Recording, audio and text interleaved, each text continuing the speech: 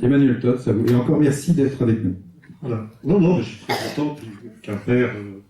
Je suis venu il y a 3 semaines, donc c'est pas vraiment le gros stress de directeur, surtout que j'ai un chauffeur excellent, ponctuel, qui va obtenir l'achat d'une casquette.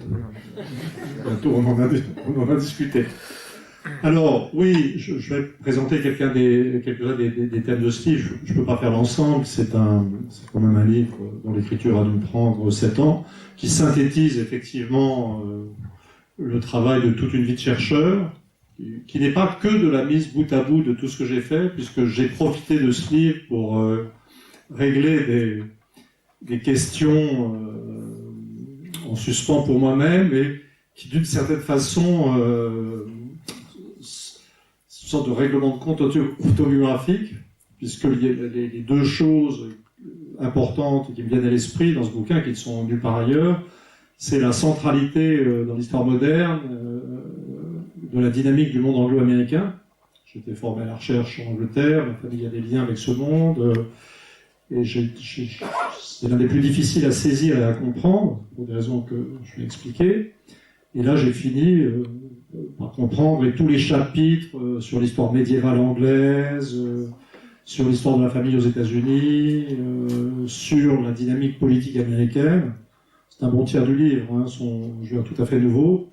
Et puis aussi, il y a un chapitre sur les positions respectives du christianisme et du judaïsme dans le rapport à l'universel, et sur les structures familiales juives anciennes, qui ne sont pas du tout ce qui est représenté dans la Bible, qui ont aussi une dimension autobiographique, si on peut dire, puisque ma mère avait une forte identité judéo-bretonne, puisqu'on relevait des deux traditions de la famille.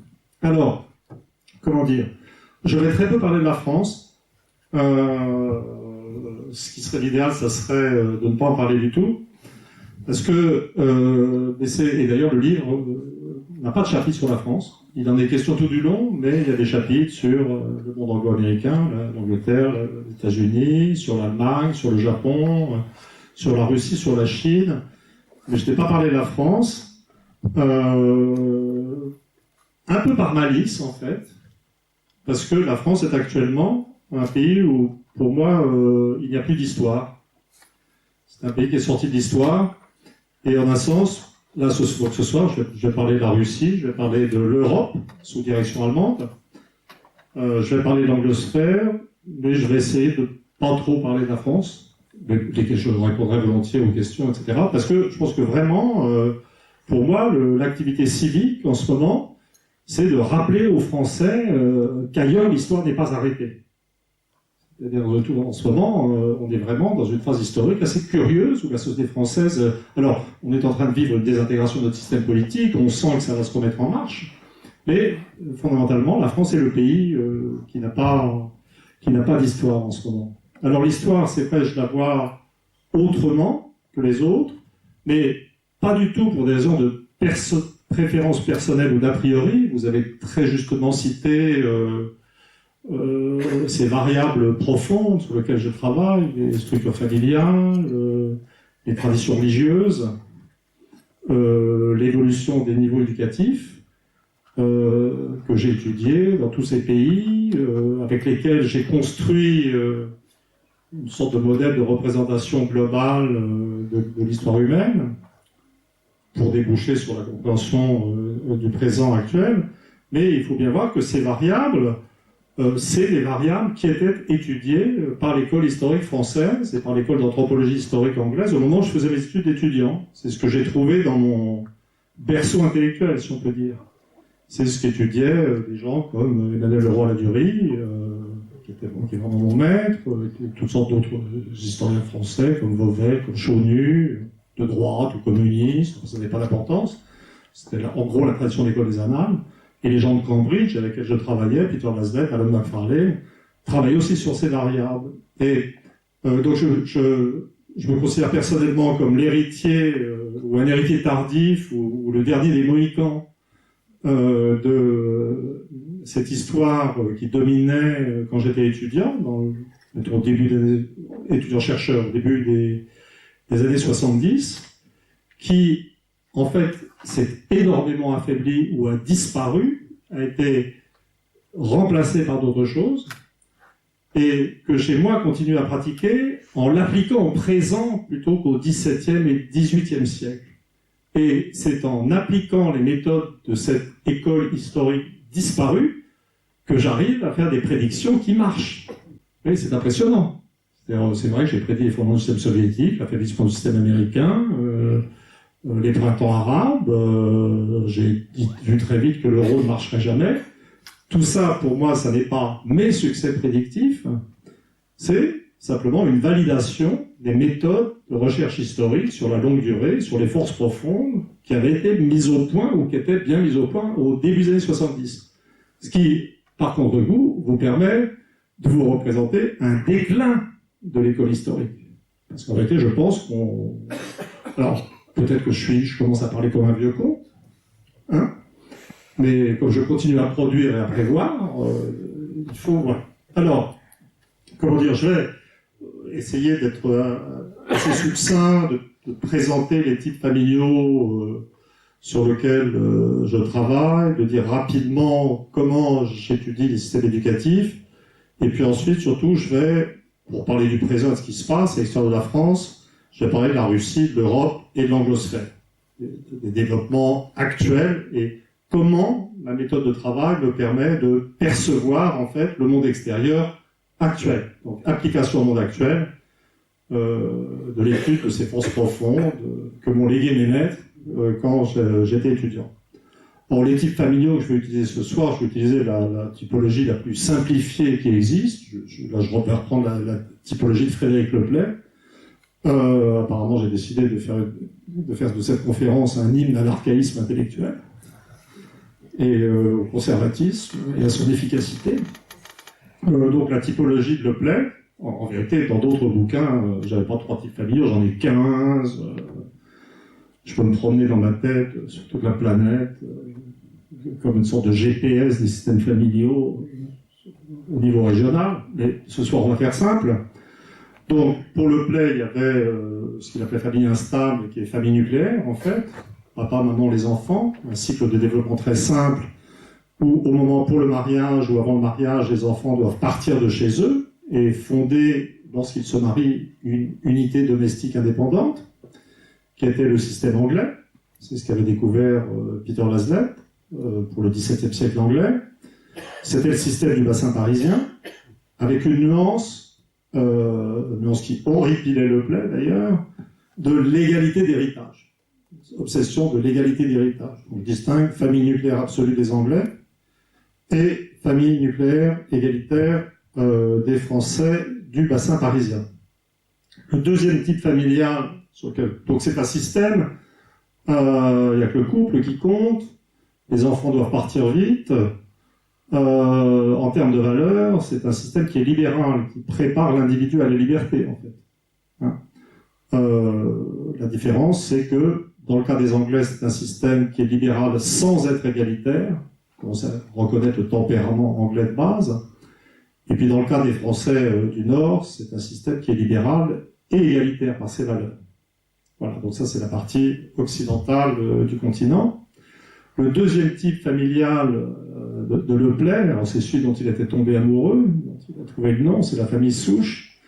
Là, il faut imaginer un cycle de développement, vous avez un couple qui produit des enfants, et là, un enfant, généralement l'aîné des garçons, est désigné comme héritier, la primogéniture masculine, et les autres enfants doivent se débrouiller, se marier ailleurs, émigrer, devenir curé, devenir militaire.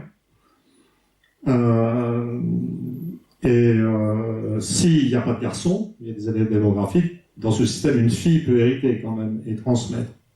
Donc ça, c'est le système allemand originel, mais c'est aussi le système du sud-ouest de la France et d'autres régions de la périphérie française, un peu moins nettement, je dirais, mettons, dans la région Rhône-Alpes, mais c'est aussi dans les systèmes dominants là-bas.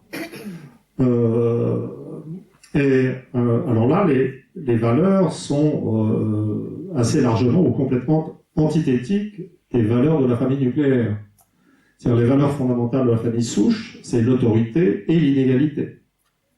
C'est-à-dire que vous avez des grands garçons et parfois des grandes filles qui restent sous l'autorité des parents et qui ont leurs propres enfants, avec des ménages à 3 générations qui peuvent apparaître. Et puis les enfants ne sont pas égaux. Ils sont définis comme inégaux. Il y en a un qui hérite, qui succède, et les autres qui ne sont rien dans le système de transmission. Donc ça, c'est le système de l'Allemagne, c'est le système du sud-ouest de la France, c'est le système du Japon aussi. Et en réalité, c'est pour ça qu'il est si facile de comprendre le parallélisme qui existe entre l'Allemagne et le Japon, une fois qu'on connaît, je dirais, ce système. Le seul pays du monde où je sois complètement pris au sérieux, c'est le Japon. Je ne plaisante pas, j'ai plus de livres en japonais maintenant en français, puisque des recueils d'articles d'interviews de moi sont publiés en japonais. Et je pense profondément que ce qui a plu aux Japonais dans mon travail, en dehors du fait qu'ils considéraient qu'un occidental qui arrivait disant que la structure familiale c'était important dans la structuration de la société, ce qui leur paraît une sorte d'évidence, c'est quasiment du néo-confucianisme basique, c'est que ça leur permettait de connecter avec l'Europe. C'était pas une description, le fait de dire vous avez la famille souche au Japon, c'est comme l'Allemagne ou le sud-ouest de la France ou l'Alsace, c'était pas séparé le Japon, c'était au contraire leur permettre de comprendre ce qu'ils avaient en commun avec une partie de l'Europe. Alors, Leclerc adorait ce système parce qu'il avait fini en vieux réac obsédé. C'est un modèle absolument hiérarchique. Leclerc était devenu amoureux de la hiérarchie de l'ordre, et très aussi la Révolution française. Et voilà, moi j'ai un rapport complètement passif à tous ces systèmes, ils existent. Oui, je ne suis pas dans un rapport de préférence. Il se trouve que je suis un Français du bassin parisien, donc évidemment j'ai un tempérament individualiste égalitaire, mais c'est comme ça. Ça ne fait pas de moi, jamais j'oserais dire que c'est merveilleux. Et donc je suis quelque part un mauvais universaliste français. C'est-à-dire, je pense comme les Français en termes de l'universel, mais je sais que notre universalisme est ancré dans un particularisme local. Donc j'ai un rapport, je dirais, assez courtois et civilisé aux différences de comportement entre les nations. Je ne suis pas un donneur de leçons. Je pense que c'est aussi une chose qui est appréciée au Japon. Alors, le troisième type familial, c'est le plus lourd, le plus vaste, c'est ce que Leclerc appelait famille patriarcale, que moi j'appelle famille communautaire. Donc là, ce que vous devez imaginer, c'est un couple au départ qui produit des enfants et qui garde avec lui tous ses garçons. Les filles sont expulsées et échangées entre les ménages familiaux comme des paquets, en fait. Donc c'est un système patrilocal, on se marie, les filles vont dans leur famille de leur époux, et vous avez, je parle de milieu paysan toujours, hein, je parle du passé, bien entendu tout ça n'existe plus, mais en termes de structure fonctionnant, en termes de valeurs c'est différent, et donc ce système va produire les agrégats les plus gros, parce que comme la famille souche, vous pouvez avoir des familles ou des ménages qui s'étendent sur 3 générations, grands-parents, parents, enfants, mais vous avez aussi une expansion latérale, puisque vous pouvez avoir plusieurs frères. Donc ça, c'est un système qui va être autoritaire, en termes de valeurs, et égalitaire. Égalitaire en termes de valeurs, égalitaire entre les hommes, mais avec cette idée d'une inégalité fondamentale entre hommes et femmes. Dans mes recherches, une des choses qui m'est apparue, c'est que l'idée d'égalité des hommes s'est probablement construite par le mécanisme d'exclusion des femmes, en fait. Donc la question de l'égalité en général est assez complexe. Alors ça, c'est le système russe, c'est le système chinois, c'est le système serbe, en vérité, on va le voir, c'est le système de toutes les régions qui ont produit un fort mouvement communiste, des révolutions communistes ou un vote communiste, l'Italie centrale aussi. Et en fait, c'est en voyant la relation de ce système familial paysan communautaire, autoritaire et égalitaire, à l'émergence d'un communisme endogène, que j'ai compris l'importance de la famille. Pour moi, ça a été la clé. Un jour, j'ai vu se superposer dans ma tête la carte du communisme achevée, telle qu'il se présentait dans les années 70, en fait, et la carte de ce système familial paysan, et je me suis dit, bon sang, mais c'est bien sûr, les valeurs de la famille communautaire ou patriarcat, on le plaçait autorité-égalité, les valeurs du communisme, autorité-égalité, et c'est quand ce système familial paysan s'est désintégré que les partis communistes ont pris le relais, si on peut dire. Et c'est à partir de cette découverte initiale que j'ai commencé à généraliser, à étudier plein d'autres types familiaux, d'autres traditions politiques et autres. Donc ça, je suis forcé d'aller très vite et très simplement, mais c'est une sorte de grille d'analyse qui ne m'a plus quitté et qui est très pertinente. Alors, l'un des vrais mystères de ma carrière de chercheur, c'est la façon, je vais en parler à propos de chacun des cas que je vais étudier, dont j'ai vu les systèmes qui étaient nucléaires dans le passé restent nucléaires, ils ne changent pas.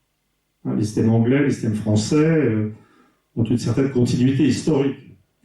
Mais les systèmes de type famille souche, de type famille communautaire, ont été désintégrés par l'urbanisation, ou par l'alphabétisation, par la modernité.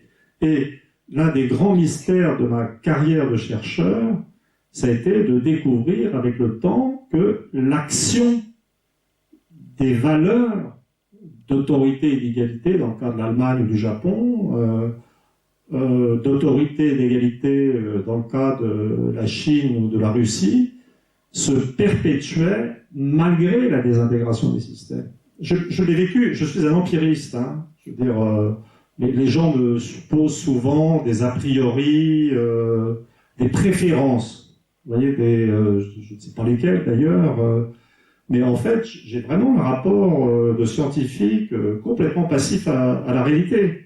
C'est-à-dire que quand j'ai vu l'existence d'une coïncidence entre les succès du communisme et la famille communautaire, je me suis dit, bon, c'est un truc constaté empiriquement, que j'explique par les valeurs de la famille communautaire.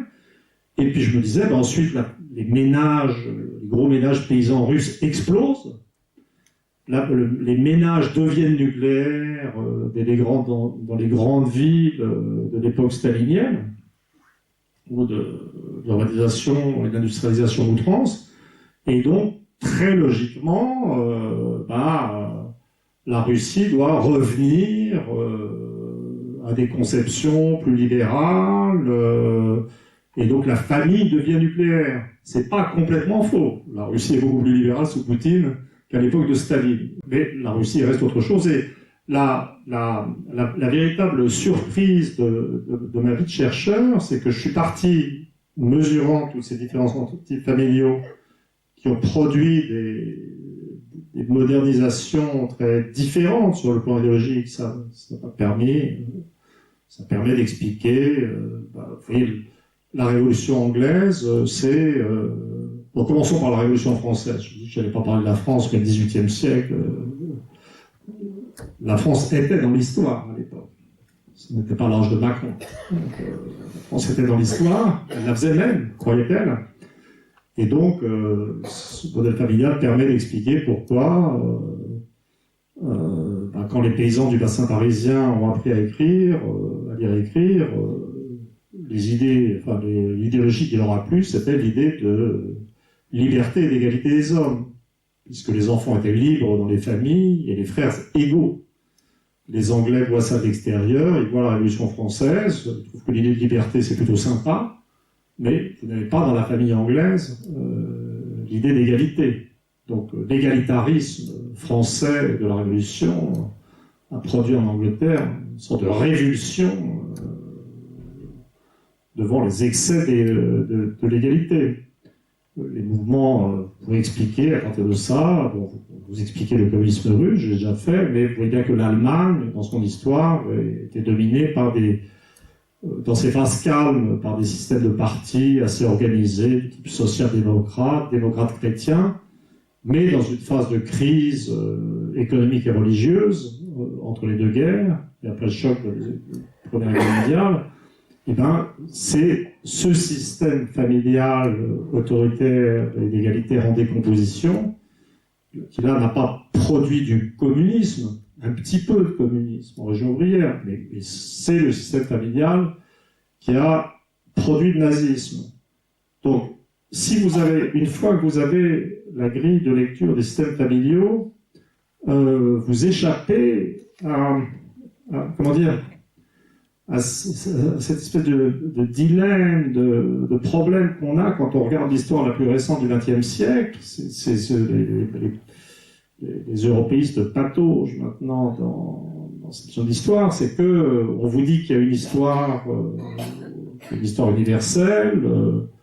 Maintenant, on a l'obligation de croire que l'Europe est le lieu de naissance de la démocratie libérale, ce qui n'est pas faux, n'est pas toute l'Europe.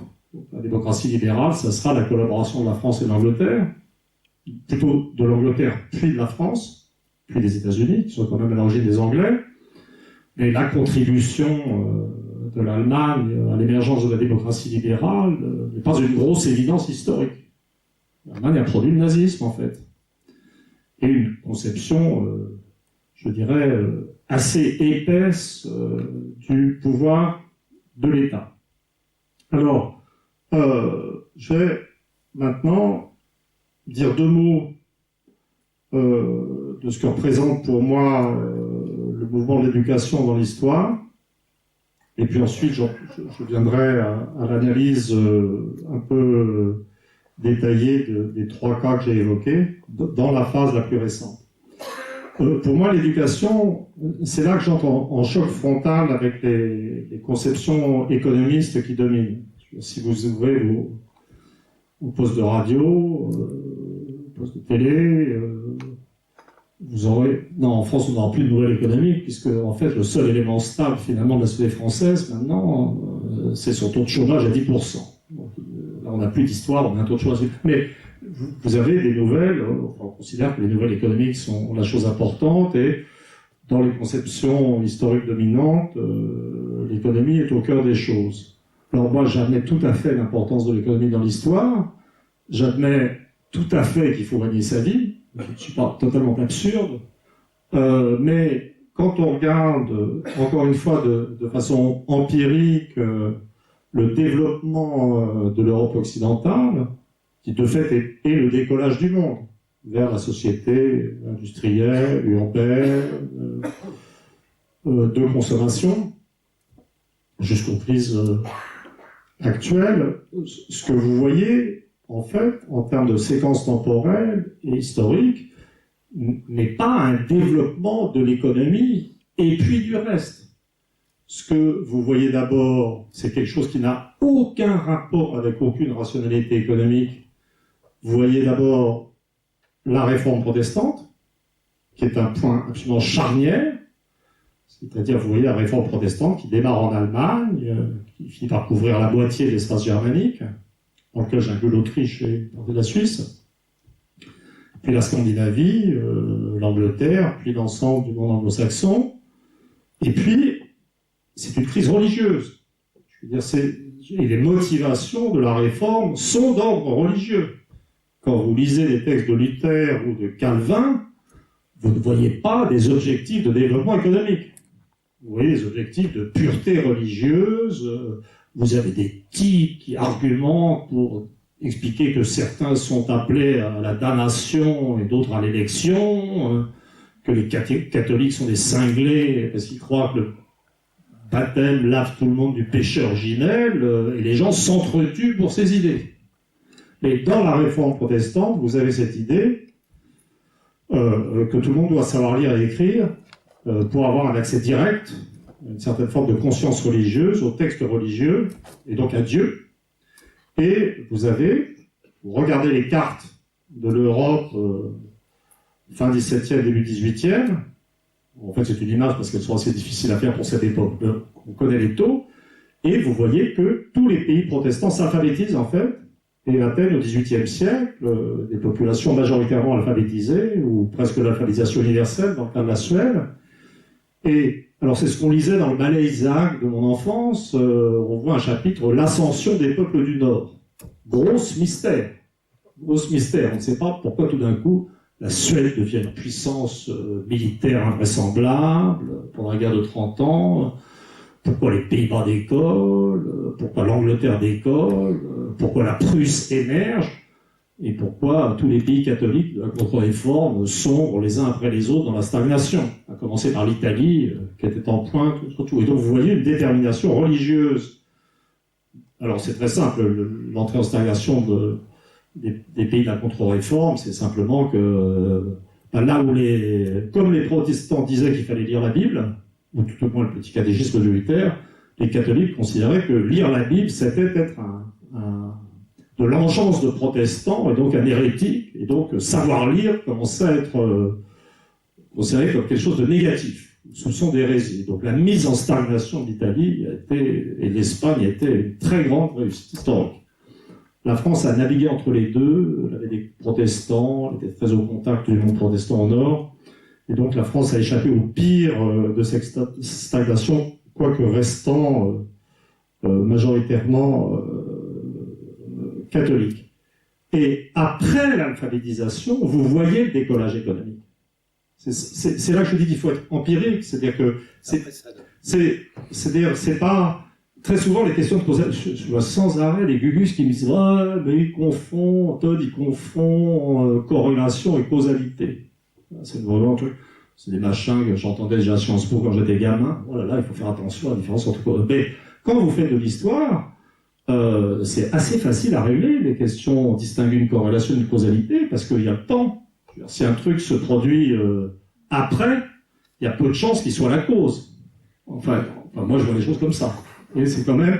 Donc si vous voyez l'alphabétisation avant le décollage économique, vous savez ce qui a causé quoi. Donc c'est toujours chose. Alors, ça, c'est pour la phase du décollage. C'est ce que j'avais appris en tant qu'étudiant. Et puis, j'ai poursuivi l'étude.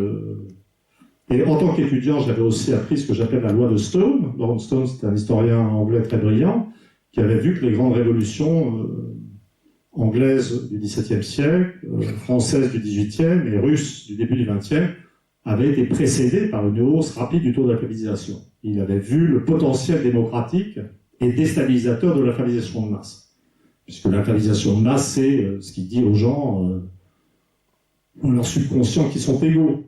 On ne se rend plus compte de ce que c'était pour les gens de voir des ouvriers ou des paysans qui commençaient à savoir faire ce qui était autrefois le privilège des prêtres. Pas plus. Donc tout ça donne des lois très simples. Vous voyez, c'est ce genre de description de l'histoire extrêmement simple. Je crois que ce qu'on me reproche fondamentalement, et tous les problèmes que j'ai eus dans ma vie de chercheur, je suis retraité maintenant, donc je fais le bilan dans la chaumière de Douai-Rhône. C'est que ça marche trop bien. C'est trop simple. Et la coïncidence entre famille et idéologie, ça marche trop bien. C'est pas possible. Après l'échec du marxisme, on peut pas avoir un système qui marche. Le rapport entre la démocratisation et l'alphabétisation, c'est trop simple. Ça marche trop bien. Et actuellement, il y a autre chose qui est très simple et qui marche très bien, c'est quand on finit par comprendre que le développement de l'éducation secondaire et supérieure, qui était une chose formidable, mais qui s'est arrêté, ça a d'abord été aux États-Unis, ça, puis sur le continent européen, a détruit l'homogénéité culturelle du monde de l'alphabétisation universelle et a restratifié les sociétés en éduqué supérieur, éduqué moyen, éduqué primaire, et que c'est ça le mouvement qui fondamentalement travaille les sociétés avancées et qui a créé cet affrontement entre haut et bas, entre élitisme et populisme, qui repose bien évidemment sur des préjugés ou des préconceptions culturelles. Ça va recouper des variables économiques. Bien entendu, ça va être les ouvriers vont être moins éduqués que les cadres supérieurs, mais si vous prenez la vie des individus, vous verrez d'abord l'éducation et le mouvement ascensionnel de l'éducation, et puis vous verrez cette ascension de l'éducation qui se bloque à un moment donné comme fabriquant une nouvelle société économique avec des nouveaux privilèges, des nouvelles inégalités. Bon, je vais quand même essayer de traiter ce dont j'avais dit que ça allait être mon sujet, parce que je vois l'heure tourner. Donc je veux dire, que quand on est, donc je saute dans sa présent immédiat et je prends les thèmes du jour et qui nous agitent dans la presse. Donc je prends par exemple la monstrueuse Russie. Hein, parce que la Russie est un petit peu moins en France ces temps-ci, mais quand on lit la presse anglo-américaine,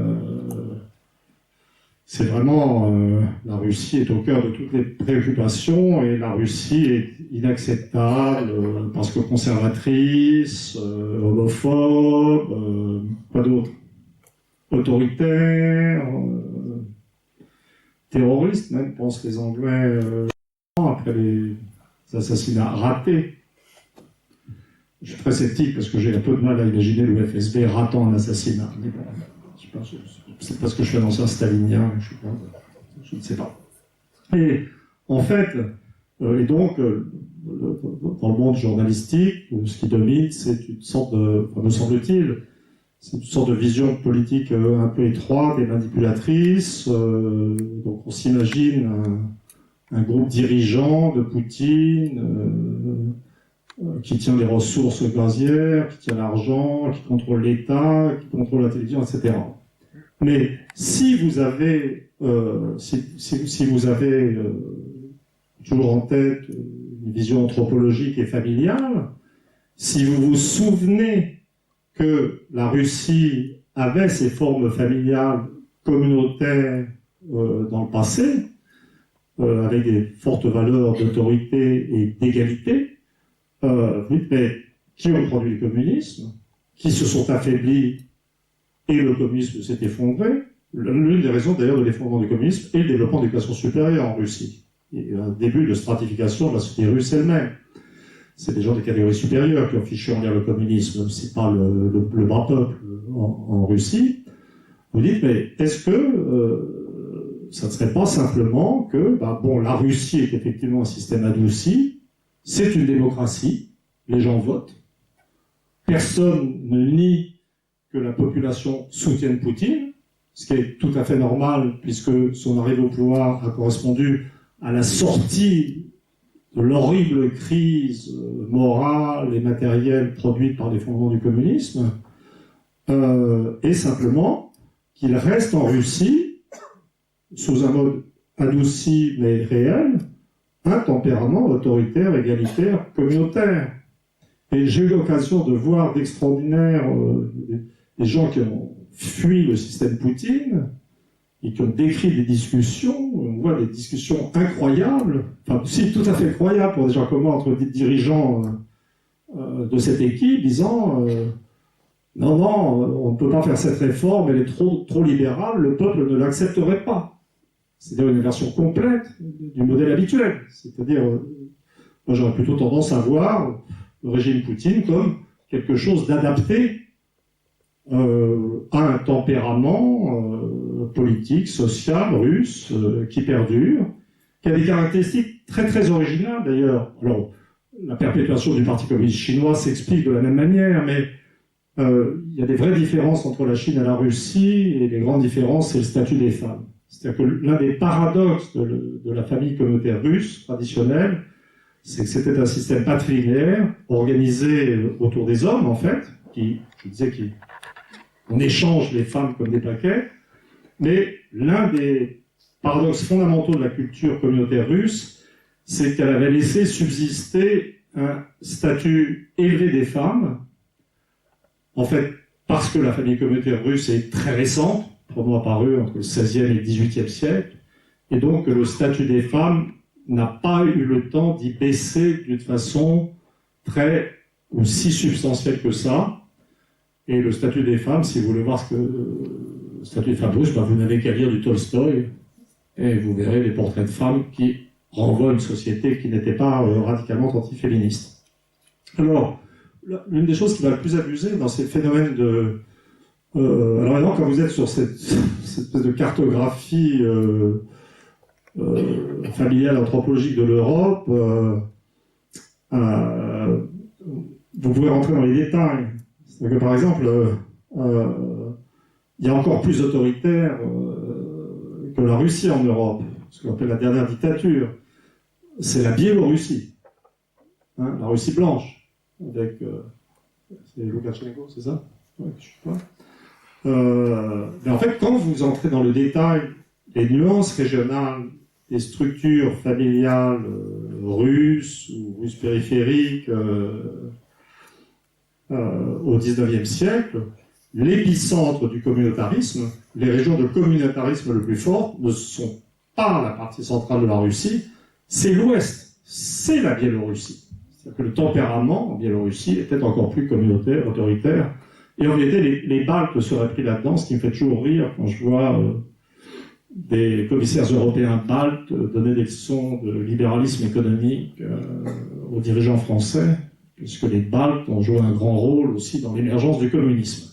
Je ne les rate jamais dans mes livres, particulièrement les Lettons. La garde lettonne était chérie par Lénine, et le vote bolchevique aux seules élections libres qui ont lieu à l'Assemblée constituante de 1917, les scores les plus élevés ont été dans ce qui était l'équivalent de la Lettonie actuelle. Donc j'adore ramener les Lettons à leur passé bolchevique, eux qui maintenant nous disent de nous méfier absolument de la Russie. Donc, vous voyez, vous entrez, la connaissance de ces systèmes familiaux vous permet de comprendre la stabilité nationale de la Russie, qui garde de ces structures collectives une conception assez intégratrice de la nation, connaître le statut traditionnellement élevé des femmes en Russie permet de connaître, de comprendre la dynamique de la société russe. Puisque moi j'associe volontiers le statut des femmes élevées et dynamique sociale forte. Parce que là où les femmes ont un statut élevé, elles sont éduquées, les enfants sont bien élevés, et c'est toujours un indicateur de dynamisme culturel, social et économique. Donc vous cessez de patauger dans des a priori idéologiques qu'on va trouver ici et là dans la presse. Alors l'Europe, maintenant. L'Europe, dont je sais tout à l'heure qu'on nous raconte qu'elle est le cœur de la démocratie libérale, qu'elle est incarnée contre Trump, le maintien des valeurs libérales, etc. Quand vous êtes dans mon système, alors c'est vrai que je suis un anti-maastrichtien primaire. C'est vrai que je vois la monnaie unique comme un système autoritaire beaucoup plus que libéral. C'est vrai que je vois la mise dans un même cadre monétaire de nations très différentes comme une absurdité qui explique toutes sortes de dysfonctions économiques. Mais je dirais que, au bout d'un quart de siècle de luttes inutiles, l'anthropologie des structures familiales, et aussi des traditions religieuses, a fini par m'apporter la paix. Une sorte de paix spirituelle, intérieure, et ça m'a forcé à accepter la réalité. Alors, c'est quoi la réalité? La réalité, c'est que si vous prenez la zone euro, et vous faites une cartographie des formes familiales dans la zone euro, vous voyez évidemment la famille souche en Allemagne, autoritaire, inégalitaire. Vous allez voir aussi du côté de la Vénétie, ça déborde évidemment l'Autriche allemande de ce point de vue-là. Ça va déborder sur l'Alsace en France, puisqu'à l'origine, pour un anthropologue, les Alsaciens sont des Allemands qui parlent français, et qui ont eu tellement peur d'Hitler qu'ils ont fini par vraiment choisir la France, tardivement. Vous allez trouver la famille souche dans le sud-ouest, vous allez la trouver dans toute la partie nord de la péninsule ibérique. Vous allez découvrir que la famille souche, en fait, autoritaire et inégalitaire, est le type familial et anthropologique le plus lourd dans la zone euro. Et donc, la zone euro a une forte prédisposition à l'autoritarisme social. Que ça, la zone euro n'est pas de tempérament libéral. Le bassin parisien, libéral égalitaire dans la zone euro, une sorte de poche minoritaire, aux côtés de compagnons improbables, ou de compagnes improbables comme l'Italie du Sud et l'Andalousie, qui ne sont pas très efficaces sur le plan économique et politique. Si vous rajoutez la variable religieuse, j'ai parlé du catholicisme tout à l'heure comme bloquant le développement, mais bien entendu, l'une des choses qui différencie le catholicisme du protestantisme, fondamentalement, c'est le rapport à l'autorité terrestre. Le catholicisme était une religion de l'obéissance et de la discipline sociale. Et alors là, je dois très rapidement évoquer ce concept de catholicisme zombie qui m'a fait tellement souffrir à l'époque où j'ai sorti ce livre engagé qui est Charlie, mais qui en vérité apparaissait dans le livre que j'avais fait avec Le Braz, le mystère français, comme montrant que les régions de tradition catholique, où le catholicisme venait de disparaître, avait plutôt une dynamique, économique, culturelle, éducative, favorable par rapport aux autres. Donc moi j'avais pris le terme catholique zombie pour pas avoir l'air d'un soutien caché de l'Église. Vous voyez, donc j'ai pris une sorte d'ironie amicale. Je l'ai repris pour expliquer les manifestations charlistes, où là j'avais plutôt saisi la dimension autoritaire et répressive du phénomène Charlie. Alors là, ça c'est moins bien passé. Les gens étaient moins contents. Pour moi, encore une fois, c'est des choses objectives, c'est des choses empiriques, et je suis toujours moins engagé qu'on ne croit. Mais le catholicisme est aussi très puissant dans la zone euro. Le plus souvent, ça correspond, ou ça coïncide très souvent avec des régions de famille souche, puisqu'il y a des rapports entre l'autoritarisme de la famille souche et l'autoritarisme du catholicisme, pas absolu, mais il y a des régions qui ne sont pas de famille souche, dans l'ouest de la France, en Castille ou en Léon, ou en Italie du Nord, des régions de catholicisme zombie où perdure une certaine forme d'autoritarisme social ou de communautarisme social catholique, et tout ça s'ajoute. Et donc, si vous prenez ce que sont les traditions familiales et religieuses de la zone euro, ce sont des traditions autoritaires. Et donc, que dire à ce stade? Je comprends les causes de la défaite. Vous voyez? C'est-à-dire, on se bat. Je pensais qu'on vivait en démocratie, que les gens étaient attachés à la démocratie, parce que j'avais une vision individualiste naïve. Je croyais aussi à l'intelligence humaine. Et je ne pouvais pas imaginer que continue de fonctionner cette monnaie qui ne marche pas, qui aboutit à la désindustrialisation de l'ensemble du monde latin, qui atteint le stade où elle garantit une baisse régulière du niveau de vie, une fragmentation de la société, bloquant les phénomènes d'assimilation. Donc, si on était dans un univers normal de liberté, ou de tradition réellement libérale, les gens se seraient révoltés, ou la majorité de la population de la zone euro n'aurait pas supporté. Mais en fait, non. Je veux dire, l'euro est une monnaie autoritaire, dans une zone hétérogène, ça dysfonctionne, mais le tempérament de ces régions, de cette Europe, de la zone euro, n'est pas un tempérament démocratique et libéral. Et d'ailleurs, j'ai fait un peu allusion tout à l'heure, prenez la zone euro en 1930. Salazar, Franco, bon, il y a l'exception française, Hitler. En réalité, l'Europe occidentale n'a pas une tradition libérale majoritaire. Et donc là, alors, je suis au bord de justifier la rhétorique conservatrice anglaise, qui dit, mais oui, les bureaucrates de Bruxelles, c'est des gens autoritaires, c'est antidémocratique. Et oui, c'est peut-être le tempérament de cette zone. Donc vous voyez, vous avez... Alors peut-être que ça vous paraîtra très polémique, mais moi, je vis cette constatation comme une résignation dans la paix.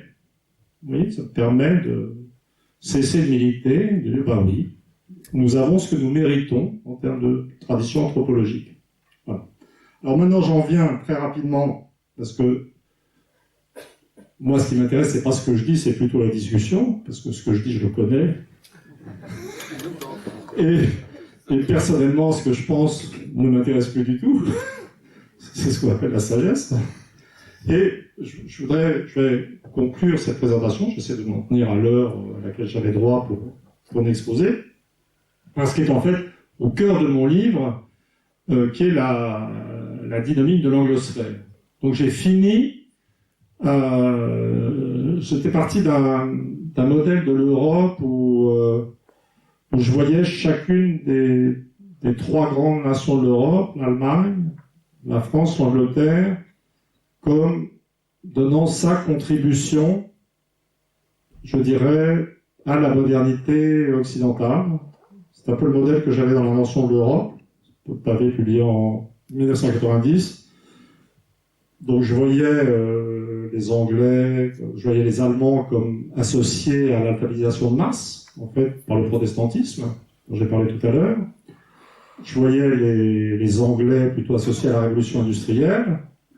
Et puis je voyais les Français plutôt dans la révolution politique, en fait, dans l'émergence de la démocratie, la révolution française, etc. Mais en fait, alors, la position de l'Allemagne est vraiment spéciale. Hein. Dans le livre, les gens m'accusent volontiers de germanophobie, mais Où en sommes-nous? Il y a un chapitre sur la contribution de l'Allemagne au décollage de l'Europe à travers l'alphabétisation par le protestantisme, qui fait vraiment de l'Allemagne, qui met vraiment l'Allemagne à la source du décollage occidental. Mais au-delà de ça, les grandes variables de la modernité politique, avec une monarchie constitutionnelle, avec des élections, certes au départ pas au suffrage universel, mais quand même avec pas mal de votants, puis une révolution économique, la révolution industrielle. Maintenant, je ne vois plus que l'Angleterre. Et la vision que j'ai de l'histoire, qui devrait sortir dans ce bouquin, dans ce que je dis, c'est je vois une dynamique de la transformation sociale qui, depuis la révolution anglaise de 1688, ce que les Anglais appellent de Glorious Revolution, mais en fait la révolution avec Cromwell était importante aussi, en 1640, je vois une histoire qui est fondamentalement impulsée par le monde anglo-américain, par ce qu'on appelle maintenant de plus en plus l'anglosphère. Donc vous avez en Angleterre l'émergence de la démocratie libérale, en Angleterre la révolution industrielle.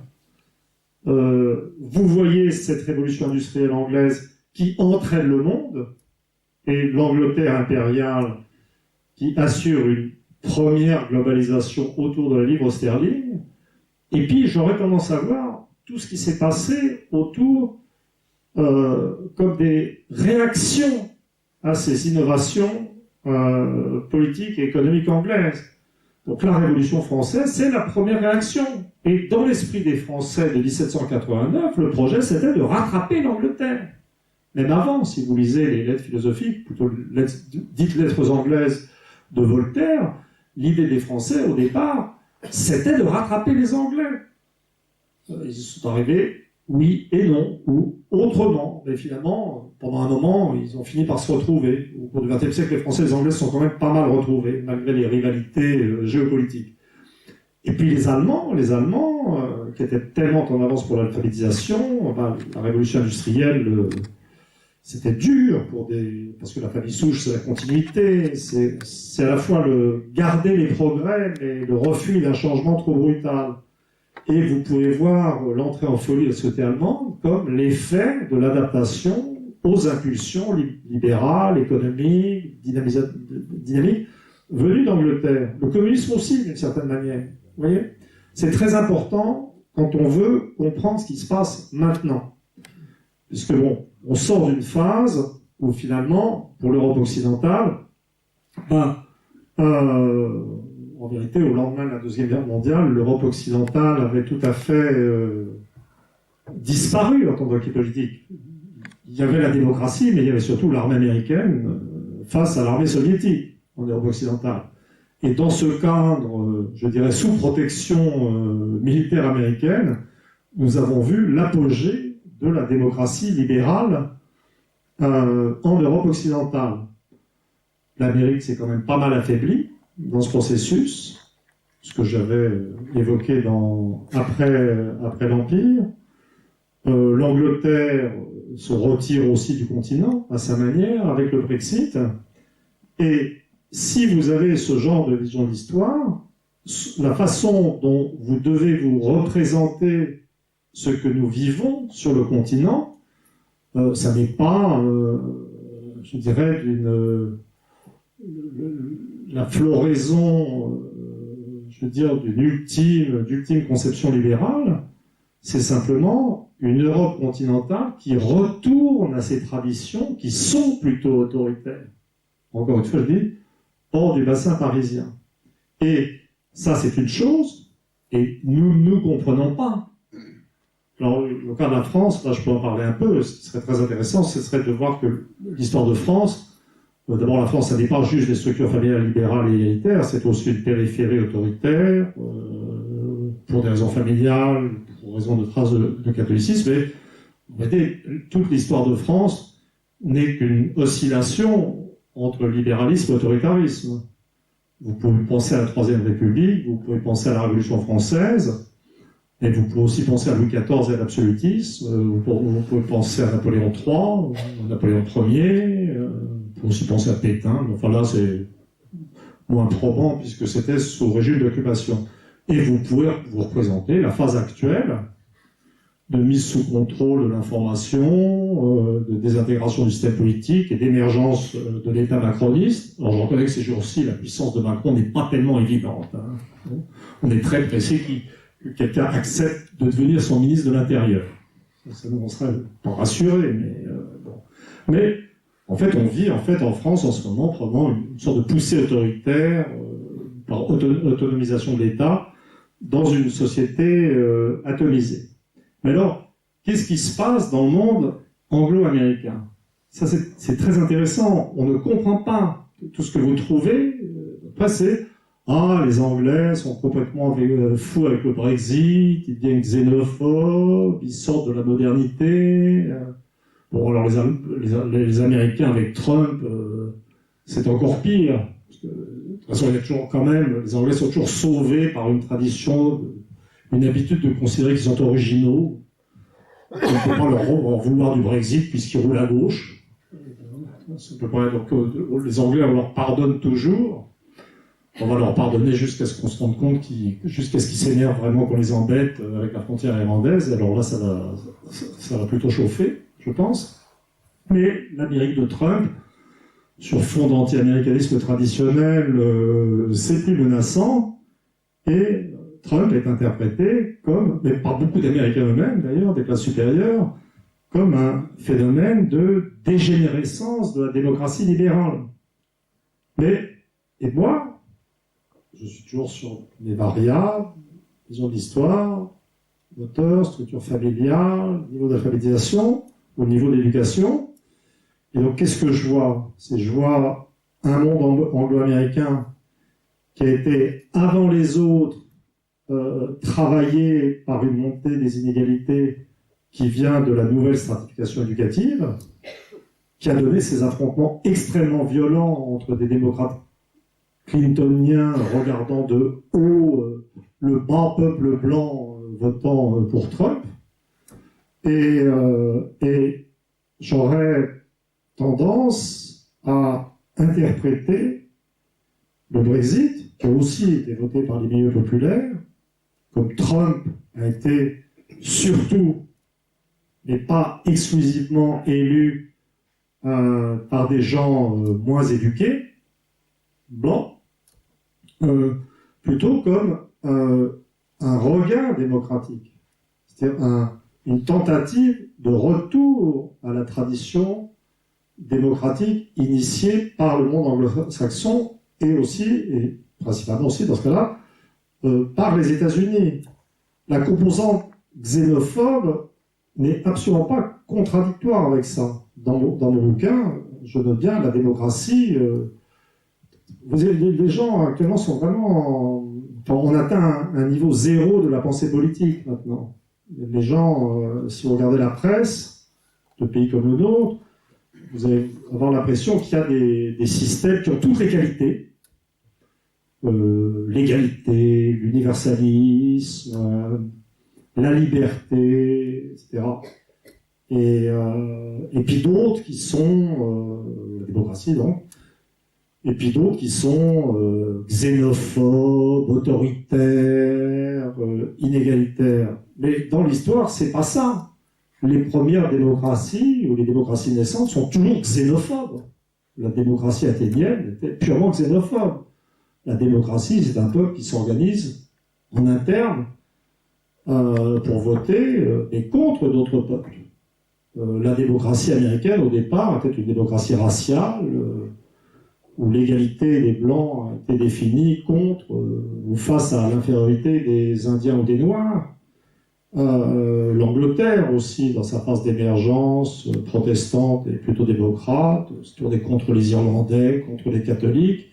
Il y a toujours un contre, un autre dans l'émergence démocratique. Et ensuite, c'est vrai, le développement de la démocratie en interne a tendance à amener des conceptions, je dirais, plus universalistes.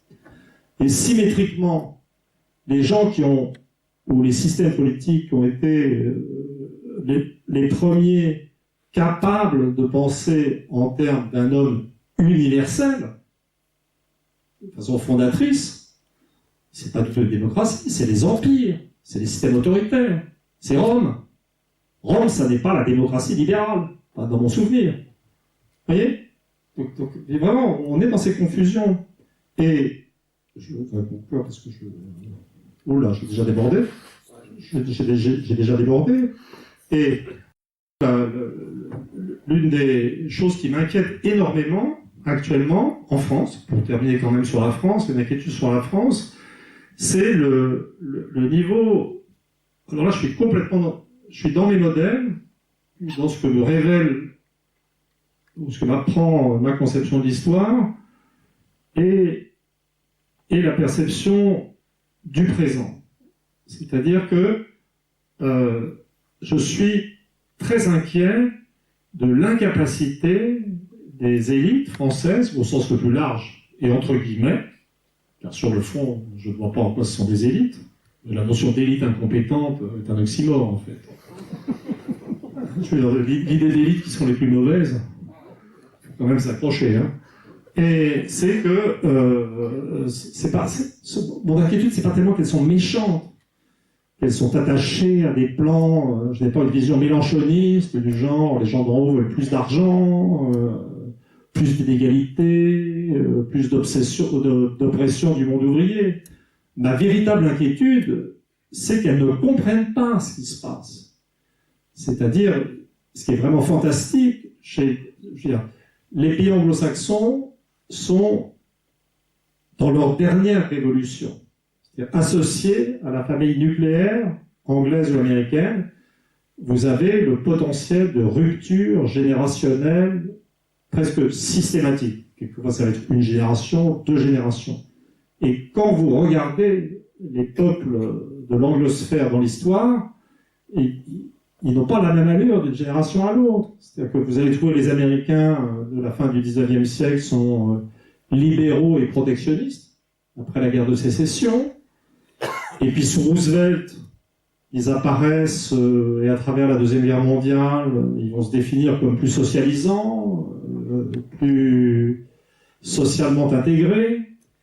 Et puis, à partir de 1980, avec Reagan, ils vont apparaître, ils vont inventer le niveau libéralisme et la globalisation financière.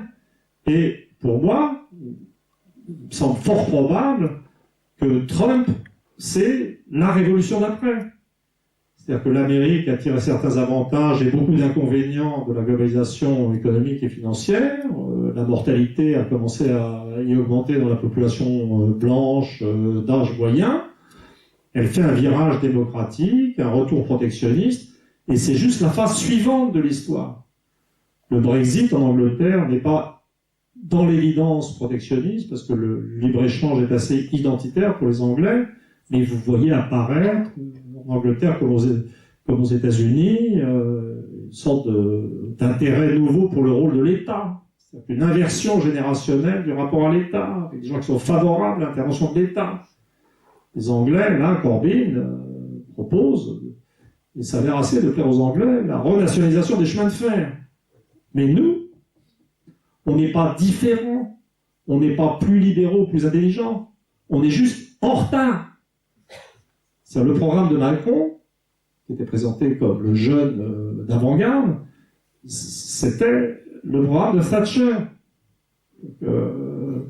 J'ai fait une blague de la Marseillaise d'assez mauvais goût, mais je ne peux pas m'empêcher de la refaire à l'autre bout de la France. C'est Macron, c'est comme Thatcher, mais en plus vieux et moins viril.